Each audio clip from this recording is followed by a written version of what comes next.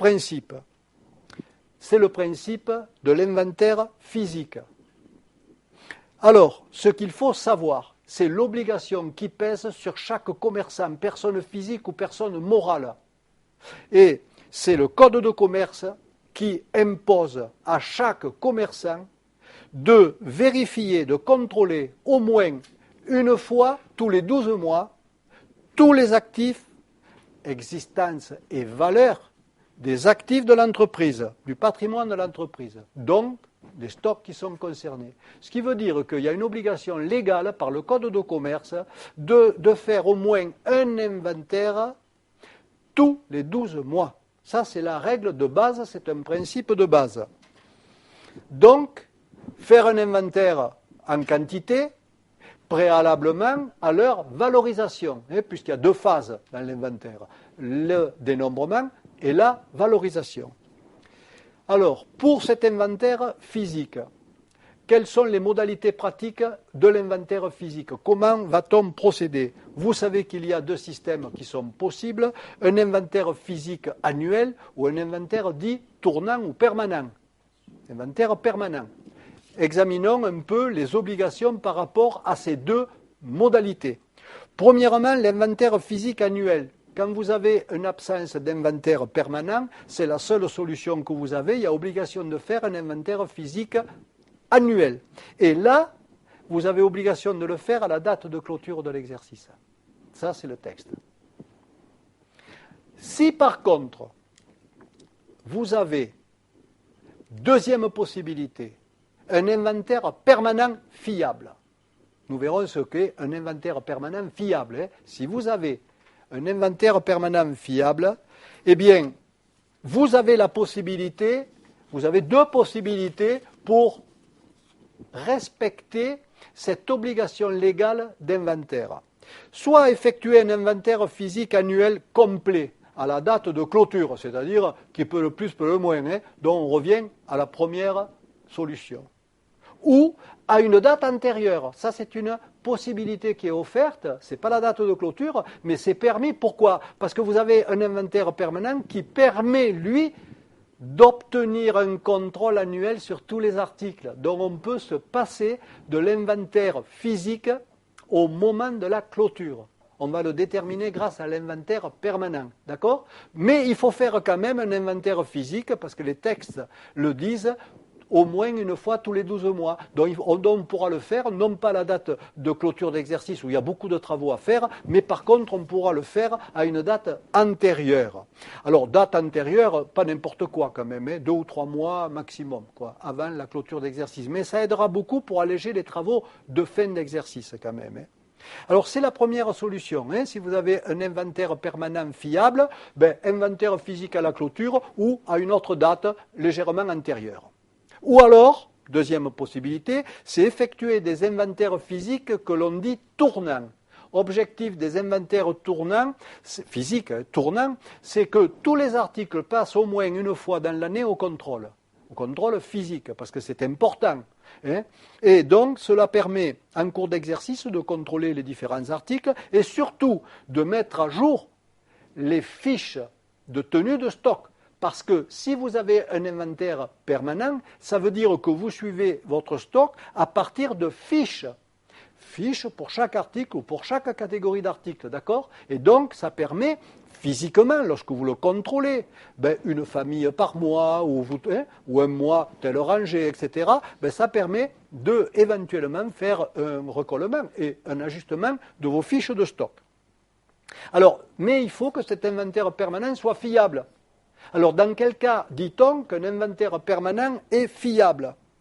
Eh bien, s'il permet de s'assurer de l'existence du stock, oui, je l'ai vu, il est là, et de s'assurer de l'appartenance du stock, oui, ça c'est à l'entreprise, ça c'est en dépôt, ça vient d'ailleurs. Il faut que ça permette ça. Plus, il faut que ça permette de détecter la qualité des articles et le degré de rotation.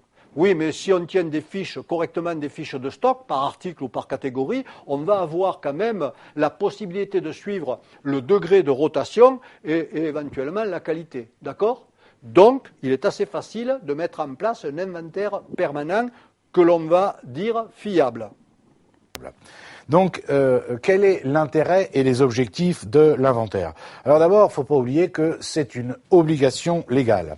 Je vous rappelle encore une fois que la loi dit que tout commerçant tient obligatoirement un livre-journal, un grand livre et un livre d'inventaire. Alors jusqu'à présent, nous avons vu livre-journal, vous vous souvenez, grand livre, on l'a vu, et bien maintenant, sachez qu'il y a aussi un livre d'inventaire qui va regrouper, pour faire simple, tout ce qui concerne les opérations d'inventaire. Et donc, autre article de la loi, l'article 6, l'inventaire est un relevé de tous les éléments d'actifs et de passifs, au regard desquels sont mentionnés la quantité et la valeur de chacun d'eux à la date d'inventaire. Autrement dit, on va retrouver un petit peu ce que nous avions dit tout au début de notre cours de compta gêné, c'est-à-dire connaître, déterminer ce que possède l'entreprise et ce qu'elle doit, l'actif et le passif, et donc il faudra évaluer chacun des éléments d'actifs et de passifs. D'accord ? Et bien entendu, toujours dans le cadre de l'obligation légale, les entreprises doivent faire un inventaire au moins une fois tous les 12 mois à la fin de l'exercice. Bien sûr, selon les cas, notamment, sans rentrer dans les détails, mais sachez que les entreprises qui sont cotées en bourse, par exemple, sont obligées, elles, de faire des opérations d'inventaire beaucoup plus fréquemment, notamment une fois par trimestre, puisqu'ils doivent publier les comptes d'une façon trimestrielle. Quel est maintenant l'intérêt pour l'entreprise d'effectuer toutes les opérations d'inventaire? Eh bien, évidemment, vous comprenez bien que c'est intéressant parce que ça va permettre de faire un état des lieux, en quelque sorte, indépendamment du côté légal. Le côté légal, on ne le discute même pas, c'est obligatoire. Mais indépendamment de ça, il y a quand même des intérêts pour l'entreprise et pour donner ce qu'on appelle, rappelez-vous également, nous en avions déjà parlé lors de mon introduction au cours à la comptabilité, c'est-à-dire donner une image fidèle du patrimoine de l'entreprise et une image fidèle de ce qu'elle doit. Donc, l'inventaire est une source d'information parce que elles vont donner évidemment du coup la valeur de l'entreprise, en tout cas la valeur comptable, j'entends, à la fin de l'exercice et qui deviendra l'exercice d'après, bien sûr, la valeur au début de l'exercice suivant, bien entendu, et ça permettra également de déterminer avec exactitude le montant du résultat qui a été dégagé au cours de l'exercice. Petite remarque à ce sujet. Nous avons vu jusqu'à présent, on ne change pas d'avis bien sûr, que le résultat c'était, vous vous souvenez, les produits moins les charges. Simplement, jusqu'à présent, nous n'avons vu que des produits et des charges liés aux opérations courantes. Eh bien, sachez que, nous allons le voir en des dizaines de cours, que lors de l'inventaire, eh bien, on va utiliser des comptes de charges et des comptes de produits spécifiques aux opérations d'inventaire. Autrement dit, pour avoir le vrai résultat, entendez le résultat après inventaire, il faut avoir passé justement toutes les écritures d'inventaire. Ça va, vous me suivez? Je vous donne quelques exemples, on en reparlera. Par exemple, les amortissements, les dépréciations, les provisions, à constater qu'ils se traduisent par des écritures qui font intervenir des comptes de charges et ou de produits. Donc en clair, je suis en train de vous dire que le résultat avant inventaire n'a souvent strictement rien à voir avec le résultat après inventaire. Est-ce que tout le monde comprend bien? D'accord ? Donc, encore une fois, c'est une source d'information l'inventaire parce qu'à la fois, il va nous donner la valeur du patrimoine à la clôture de l'exercice qui deviendra celui à l'ouverture de l'exercice suivant et ça permettra de déterminer le résultat au titre de l'exercice. Par ailleurs, évidemment, ça donne une image fidèle et fiable aux informations et donc ça doit respecter, vous vous souvenez, là aussi nous en avions parlé au début du cours d'introduction à la compta, tous les principes généraux, vous vous souvenez, image fidèle, sincérité, prudence, etc., etc. Bien sûr, ça s'applique également pour tout ce qui concerne les opérations d'inventaire. L'intérêt également, c'est que, comme je vous le disais tout à l'heure, c'est ce qu'on appelle le redressement des comptes. Autrement dit, à l'inventaire, on peut venir modifier à la hausse ou à la baisse, peu importe, en charge ou en produit, peu importe, c'est pas le problème, mais on peut venir modifier, si vous voulez, des comptes qui ont été utilisés pendant l'exercice, c'est-à-dire qu'on va redresser des comptes, alors on le verra, liés par exemple à des opérations de change si les taux monétaires ont changé, etc., etc. Donc ça peut aller jusqu'à au redressement des comptes.